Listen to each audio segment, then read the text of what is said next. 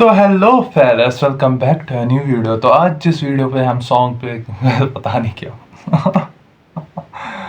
तो आज जिस वीडियो पे हम रिएक्शन देने वाले हैं वो एक मूवी है जो एक्सप्लेन किया मूवी एक्सप्रेस ने, और इस मूवी का नाम है अलाइव।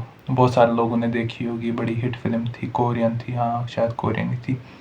तो आज हम इसी पे रिएक्शन देंगे, so let's start it. Movie के स्टार्ट होते ही हम एक लड़की जुनगू को देखते हैं जो एक फ्लैट में अपने पेरेंट्स और एक सिस्टर के साथ रहता था। वो अपना पूरा दिन अपने फ्रेंड्स के साथ लाइव वीडियो गेमिंग में स्पेंड करता था। उसे पबजी गेम का बहुत क्रेज था और उस दिन भी वो उसमें PUBG है। फैमिली घर पर नहीं होती। तभी गेम खेलने के दौरान न्यूज पर एक रिपोर्ट आती है कि सियोल सिटी में एक वायरस फैल गया है और उससे इन्फेक्टेड होकर लोग एक दूसरे को भी काट रहे हैं। ये वायरस इस हद तक फैल चुका है कि गवर्नमेंट के कंट्रोल से भी बाहर हो गया है और जो लोग सर्वाइव कर रहे हैं उन्हें बचने के लिए कोई रास्ता नजर नहीं आ रहा। ये न्यूज सुनकर वो अपने अपार्टमेंट की बालकनी से बाहर देखता है कि वहाँ पर इन्फेक्टेड लोग बुरी तरह एक दूसरे को काट रहे हैं और वो सारी सिचुएशन देखकर वो काफी घबरा जाता है। असल में वो वायरस ज़ॉम्बी वायरस था और उसकी वजह से इन्फेक्टेड होकर लोग ज़ॉम्बीज बन रहे थे। अब जैसे ही वो अपने फ्लैट में आता है, उसका एक नेबर जबरदस्ती उसके फ्लैट में घुस जाता है जो जुनगू को उसका वॉशरूम इस्तेमाल करने के लिए बोलता है। और तब जुनगू न्यूज देखता है कि लोग इन्फेक्टेड होकर कैनिबलिस्टिक नेचर शो करवाते हैं, उनकी स्किन बिल्कुल व्हाइट हो जाती है और आईज रेड, और बस इसके साथ ही उसका नेबर एक ज़ॉम्बी में कन्वर्ट हो जाता है। लेकिन फिर भी जुनगू उसे अपने फ्लैट से बाहर निकालने में कामयाब हो जाता है और फौरन वो दरवाजे को बंद कर देता है। जुनगू को उसकी फैमिली का मैसेज भी आता है कि क्या वो ठीक है, और एक मैसेज आता है स्टे अलाइव। वो एक स्टिकी नोट पर अलाइव लिखता है और उसे अपने पेरेंट्स की इसका नाम और Alive ये वो है एज अ मूवी का मोटिवेशन करता शायद। है। जुनगू खुद को फ्लैट के अंदर ही बंद कर लेता है और मेन डोर पर fridge as a barricade use करता है ताकि वो ज़ॉम्बी अंदर एंटर ना हो सके। हेल्प के लिए वो एक सेव नोट यानी स्टे अलाइव सोशल मीडिया पर अपलोड करता है ताकि कोई उसकी पोस्ट को पढ़ के उसकी हेल्प तो करे, लेकिन कोई भी उसकी मदद के लिए नहीं आता क्योंकि जहाँ पर वो रहता था वो सारा एरिया ही ज़ॉम्बीज की लपेट में आ गया था। ये सब कुछ उसने एक ड्रोन के जरिए पता लगवाया था जब उसके पास सिग्नल अवेलेबल थे। उसके मोबाइल फोन की बैटरी भी डेड हो चुकी थी। नेबरहुड में की वायरस तेजी से फैल चुका था और सब लोग ज़ॉम्बीज बन गए थे। इन ज़ॉम्बीज की एक खास बात ये थी कि ज़ॉम्बी बनने के बावजूद भी अपनी डेली रूटीन की सारी हैबिट्स याद रखते थे, जैसे कि सुनना, देखना, मूवमेंट और डेली रूटीन। जैसे अगर वो सुबह ऑफिस जाते थे तो वो ज़ॉम्बीज बनकर भी ऑफिस जा रहे थे। और सुनने में कि ज़ॉम्बीज में एक नया कांसेप्ट लग रहा था जो उनको याद आता है कि वो रेडियो के थ्रू हेल्प के लिए किसी को मैसेज भेज सकता है, लेकिन उसके घर में इस किस्म की कोई भी डिवाइस अवेलेबल नहीं थी। वक्त गुजरता जा रहा था और हर रोज उनको मदद लाने के लिए वीडियो बनाया करता था। और जाहिर है इतने दिन घर में एक कैद की तरह रहने से उसकी सारी फूड सप्लाई के साथ साथ इंटरनेट और नेटवर्क भी नहीं रहता। रात को वो एक पुलिस ऑफिसर को देखता है जो अपनी जान बचाने के लिए उन ज़ॉम्बीज से लड़ रही थी, लेकिन वो ज़ॉम्बीज उसे भी मार डालते हैं। वो सब कुछ जो उनको की आंखों के सामने हो रहा था। वो ज़ॉम्बीज का ध्यान अपनी तरफ लगाने के लिए उसे बचाने की कोशिश करता है, लेकिन इसका कोई भी फायदा नहीं होता। इसी दौरान एक ज़ॉम्बी मेन डोर को ओपन करके उसकी तरफ आने की कोशिश करता है और तब वो ज़ॉम्बी को लटक कर इस तरह दिखाता है कि जैसे वो नीचे गिर गया और उसके साथ ही वो ज़ॉम्बीज नीचे गिरकर मारे जाते हैं। लेकिन जुनगू समझदारी का मुजाहिरा करते हुए बच जाता है। अब इन ज़ॉम्बी से तो वो जान बचा लेता है, लेकिन फिर वो देखता है कि घर में खाने की सब चीजें खत्म हो गई हैं और तब वो ड्रिंक करके अपना गुजारा चलाता है। स्टार्टिंग में उसे अच्छा फील होता है, फिर उसे हेलुसिनेशंस होते हैं कि उसकी फैमिली घर आ गई है, सब कुछ नॉर्मल हो गया है, लेकिन असल में ऐसा कुछ भी नहीं हुआ था। सडन उसके मोबाइल फोन का नेटवर्क रिस्टोर होता है और उसकी फैमिली की तरफ से एक वॉइस मैसेज आया होता है। वो वॉइस मैसेज एक नॉर्मल इंसान में लास्ट था क्योंकि अब वो भी ज़ॉम्बीज बन चुके थे। वो काफी गुस्से में आ जाता है और घर को तोड़ने लगता है। गुस्से में आकर वो घर का सारा सामान तोड़कर फ्लैट से बाहर आ जाता है, लेकिन इन खतरनाक ज़ॉम्बी से लड़कर उनका भयानक रूप देखकर वो वापस अपने फ्लैट में आ जाता है और बस उसकी अंदर ही सेफ है।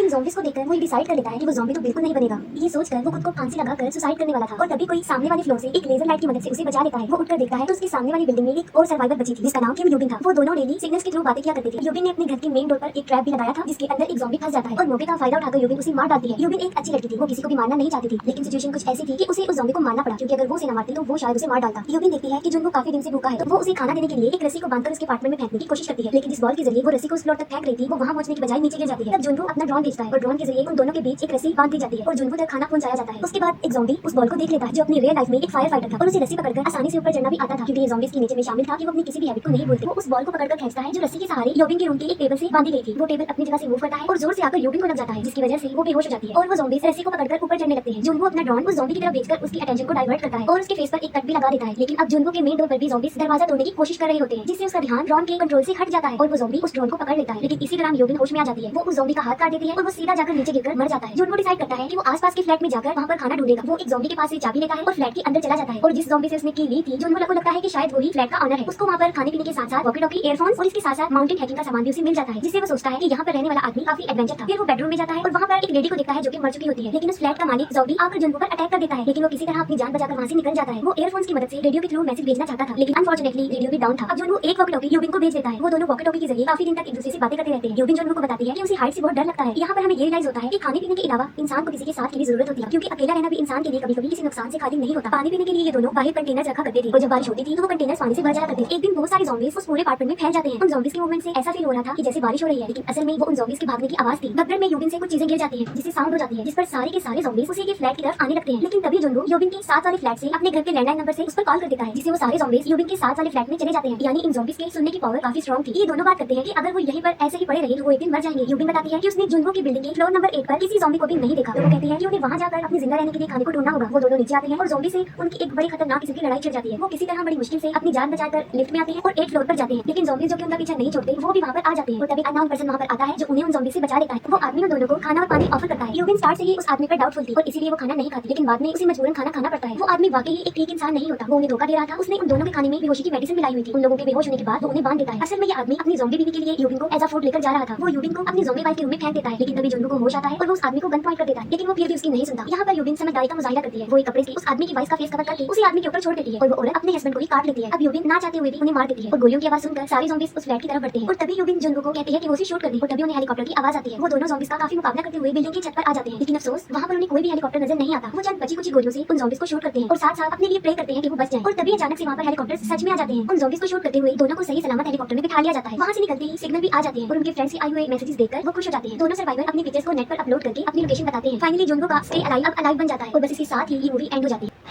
तो हैप्पी एंडिंग हो गई।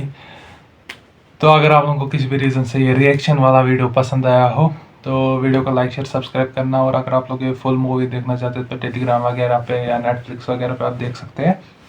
और अगर आप लोग इसकी एक्सप्लेनेशन ही देखना चाहते हैं तो आप मूवी एक्सप्रेस सर्च कर सकते हैं, वहाँ जाके आप ये देख सकते हैं यूट्यूब पे एक्सप्लेनेशन। मिलते हैं किसी और नए वीडियो में, तब तक के लिए